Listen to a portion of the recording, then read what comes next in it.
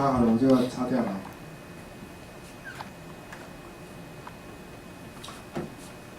Okay. This kind of design, in terms of stability, we call model independent, right? So this we call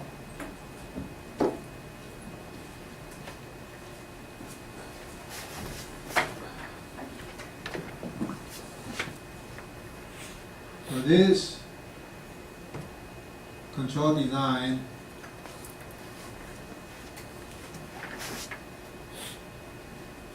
is model independent.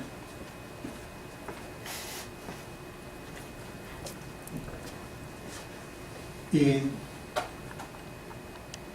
stability.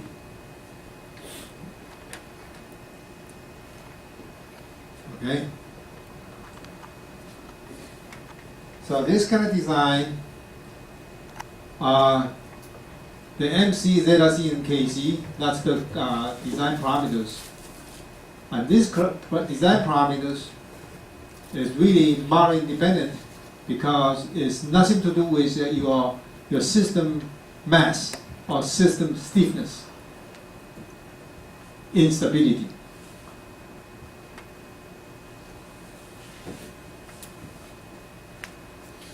But the control design parameter is model dependent in performance. So this control design parameters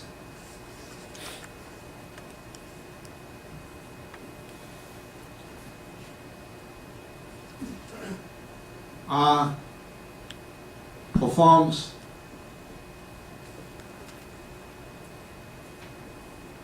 dependent.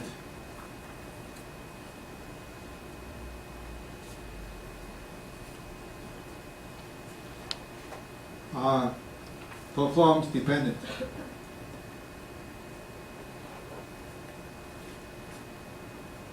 Okay?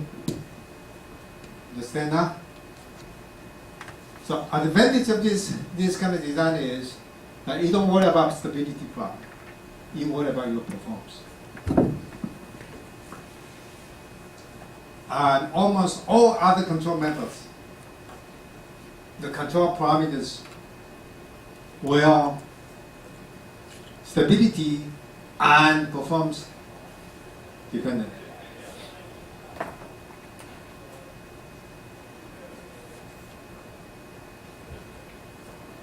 And the idea of this, it really comes from this, like a TMD concept. If this voltage system is a real system, if this voltage system is a real system, means MC is a real physical MC, and ZC is real physical ZC, the dense part, and KC it comes from a real spring, then we know that this becomes a typical, like a TMC and TMD system, right? If you look at this. So, normally we can just plot the TMD, just do like this way. We have like a TMD first, and then we say, okay, start from here, this is the voltage system. If you look at carefully from this here, then we can see that the voltage system here, if you use the real physical spring and real dense part, then this is nothing but just a TMD. All right. Now we replace this voltage system, the TMD, by the computer computations. Use the computer to do it. That's all. The advantages of using computer to do it is you can change KC, you can change ZC, you can change MC in real time. You say, oh, I don't like this performance, and I can just change my MC and KC and ZC. All right? Understand now? Agree? Any questions? No? All right. But now you have to be very, why our EU will be equal to minus Kc W minus WC. Look at this. This it really comes from this. Because if you plot, plot this figure in terms of TMD, and then you can see that my U really minus Kc parentheses W minus WC, right? So that's the idea come from. So my U here will depend on W and WC. And W come from measurement. WC come from my computer. Right? So this W come from measurement, this WC come from measurement. On my virtual system, the same thing. I can have this MC WC double dot plus ZC WC dot plus KC WC equal to KGW. My input for the virtual system is only the W dependent for this case. There are many different kind of design you can do. And this is one example. All right? So, for this chart, like this chart here, and I have this MC, and this is KC, and I have this my desk part, all right, and then I have WC here, and this is W, and this is K. This is only one kind of chart. I can do other chart. I can do this way too.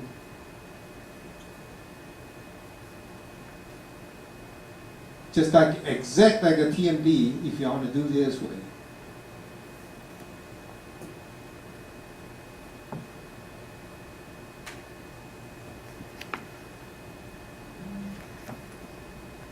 Right? That's the other TMD you are familiar with.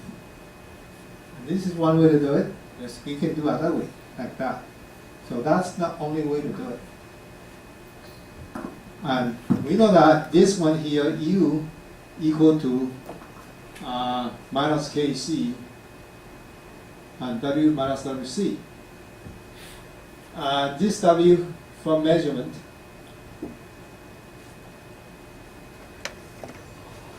this WC from computer. Right?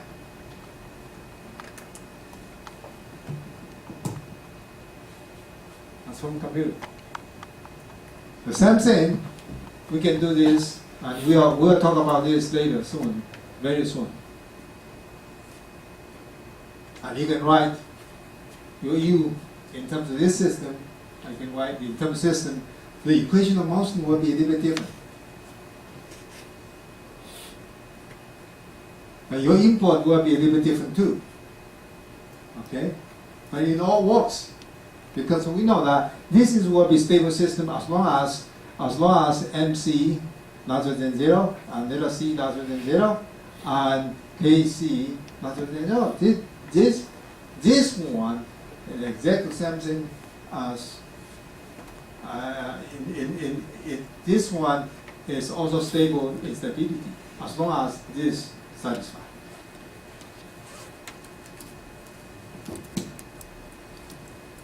And you can write all a kind of different way like this. That's not the only way to do it. Again, the advantage is as long as you have all positive value of MC, ZC, and KC, we know that they are stable in stability. That's the key. Any questions?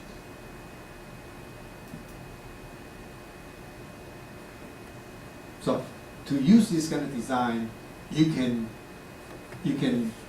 do the system first, and then you can do all kind of link here, you want to do it. And then you, from there, you figure out what kind of control input I need to do. Like that. Okay, that's for displacement. And all right, and this is the 1 degree freedoms like that. And that's my formulations. I have y equal to w. I have the displacement measurement. The same thing my virtual system. This is my real system, 1 degree freedoms. And this is my virtual system. And yc is wc. So I have a virtual displacement too. I have real displacement measurement. I have virtual displacement measurement. That's my wc. Both of them really in terms of absolute measurement. This absolute displacement, not measurement. Absolute displacement. This W and WC are absolute displacement. But again, one is virtual. It's not real. Okay, that is the 1 degree freedom. How about multiple degree freedom? So, we can generalize this 1 degree of freedom become a multiple degree freedoms in terms of mass matrix, zeta matrix, and K stiffness matrix. In real system, we may have a damping too. So this is real system. So you can compare 1 degree freedom to the general system. All right, and generalize control dynamics. If you look at the green color on the left-hand side and compare for it, and it's not much difference except that we do have some B here, we still do have a CD here, and B and CD here is nothing but what? B and CD here, nothing but just a conversion factor. You have B here, right? You have CD here. And those just conversion factor. In other words, your actuator give the volt or amps. It's not giving you the Newton. So how much Newton will be how much volt you have. For example, 10 Newton will be only 0.5 volt. All right? Then you give the 0.5 volts to the actuator, and your actuator will give the 10 Newton. All right? That's just nothing but conversion factor for B and CD. Okay? The same thing, the measurement, how much amps will be, or how much volt will be 1 meter. All right, that's the just a conversion factor. So if you look at this, you can see that the generalized system, that's for physical